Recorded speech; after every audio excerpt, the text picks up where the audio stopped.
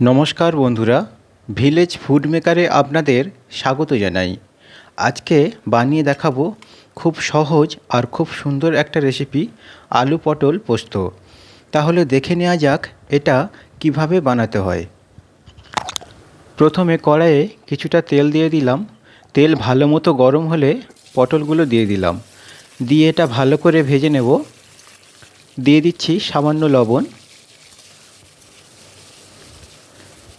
পটলগুলো খুব ভালো করে ভাজা হয়ে গিয়েছে, এখন এগুলো তুলে নেব।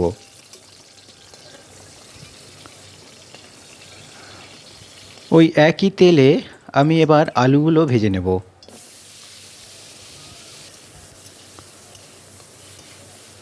আলুগুলো ভাজা হয়ে গিয়েছে, এগুলোও তুলে নিচ্ছি।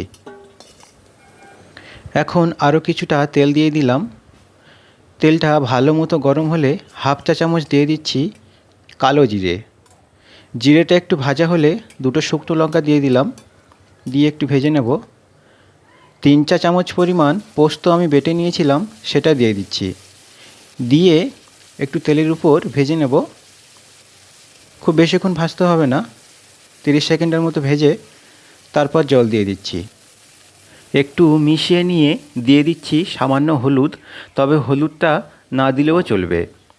স্বাদ মতো দিয়ে দিচ্ছি লবণ।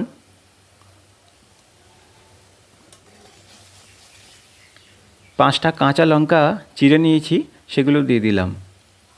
ঝালটা কম বেশি করতে পারবেন পছন্দ মতো। এখন ভেজে রাখা আলুটা দিয়ে দেব।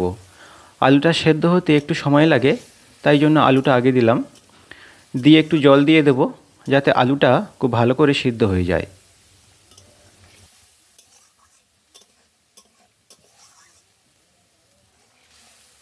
জলটা অনেকটাই কমে গিয়েছে, আর আলুটা কিন্তু এখন অনেকটাই সিদ্ধ হয়ে গিয়েছে। এই পর্যায়ে ভেজে রাখা পটলগুলো দিয়ে দিলাম। দিয়ে একটু মশলার সঙ্গে ভালো করে মিশিয়ে নেব। তারপর দিয়ে দেব জল। তবে জলটা খুব বেশি দেওয়া যাবে না, সামান্য দিতে হবে, কারণ এটা একটু মাখা মাখা হবে আর আমার সব কিছু সিদ্ধই আছে।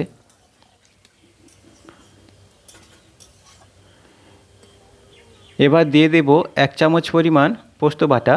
এই সময় পোস্তটা দিলাম কারণ এর স্বাদটাও খুব ভালো আসবে এই সময় দিলে, তাই 1 চামচ আমি বাঁচিয়ে রেখেছিলাম। ভালো করে মিশিয়ে দেব। দিয়ে দিচ্ছি সামান্য চিনি, একটু মিষ্টি মিষ্টি হবে এটা।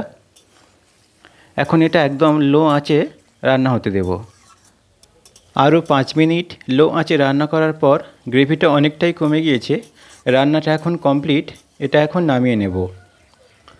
তৈরি হয়ে গেল খুব সহজ আর খুব সুস্বাদু পটল আলু পোস্ত। এটা খেতে কিন্তু অসাধারণ লাগে। আপনারা বাড়িতে অবশ্যই ট্রাই করুন, আশা করছি এটা ভালো লাগবে। ভিডিওটি ভালো লেগে থাকলে লাইক, কমেন্ট ও শেয়ার করতে ভুলবেন না। যারা সাবস্ক্রাইব করেছেন তাদেরকে অসংখ্য ধন্যবাদ, আর যারা করেননি সাবস্ক্রাইব করে পাশে থাকার অনুরোধ রইল। আবার দেখা হবে নতুন একটা রেসিপির সঙ্গে। নমস্কার।